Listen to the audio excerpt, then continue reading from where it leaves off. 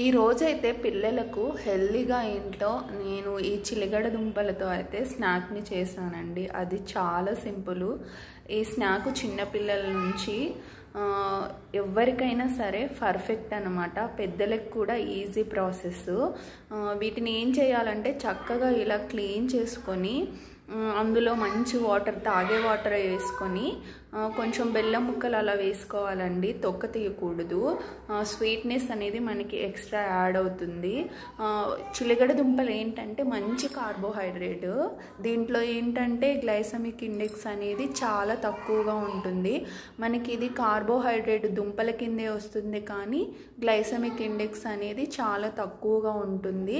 So ఇది మంచి కార్బోహైడ్రేట్లో చిలగడ దుంపల్ని జత చేర్చుకోవచ్చు. ఇది మన డైట్లో ఒక భాగం చేసుకోవచ్చు ఎవరైనా సరే. సో తినే వాళ్ళు ఎవరన్నది నేను ఆల్రెడీ పిన్ చేశాను, చూడండి.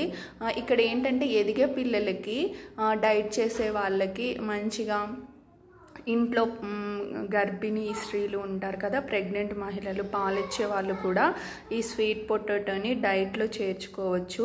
ముఖ్యంగా జిమ్ చేసే వాళ్ళకి మంచి కార్బోహైడ్రేట్ ఇదేనండి, చాలామంది తీసుకుంటూ ఉంటారు.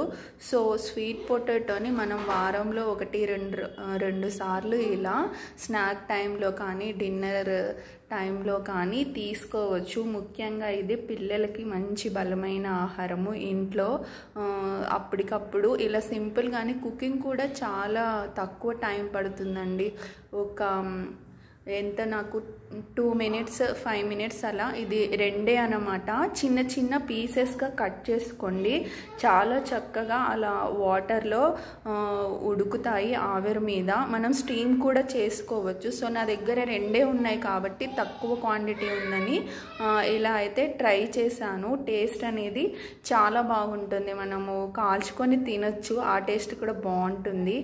అవి ఉడకబెట్టి ఆ టైంలో, పీల్ చేసే టైంలో నేను గిన్నెలు కూడా వాష్ చేశానండి. ఇక్కడ ఇంకో టిప్ ఏంటంటే వాటిని మనము చల్లారబెట్టుకొని పీల్ చేసుకోవాలి. ఎందుకంటే బెల్లం వేసాం కదా, సో కొంచెం కాలుతూ ఉంటుంది. ఆ టైంలో అయితే నేను గిన్నెలు వాష్ చేసేసుకున్నానండి.